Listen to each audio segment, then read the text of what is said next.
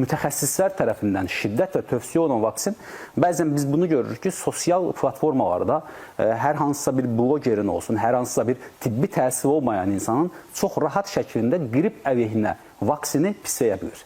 Bu vaksinlər haqqında negativ fikir formalaşdıra bilir və insanlar artıq mütəxəssislərin düşüncəsini ikinci variant atır. O blogerin dediyi bir cümlə isə artıq trend olur və vətəndaşlar artıq bundan yayınır.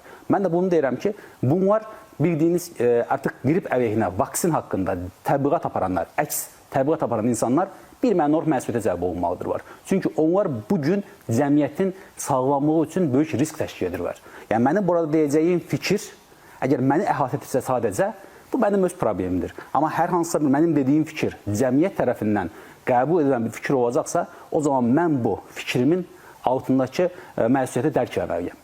Və bu, dediyimiz kimi, heç də təsadüfi deyildi ki, sentyabr ayından etibarən təyyar müəllim başda olmaqla biz Səhiyyə Naziri mütəxəssisləri tərəfindən ciddi şəkildə qrip əleyhinə vaksini şiddətlə tövsiyə edirdik. Demək olar ki, ayda bir neçə dəfə bunun çağırışlar olunurdu. Buna baxmayaraq çox təəssüflər olsun ki, bu qrip əleyhinə vaksin məsələsində istədiyimiz o rəqəmlərə, istədiyimiz o hədəflərə çata bilmədik. Bugün də bu xəstəyin belə ağır getməsinin bir növü də qrip əleyhinə vaksini vurulmamasıdır.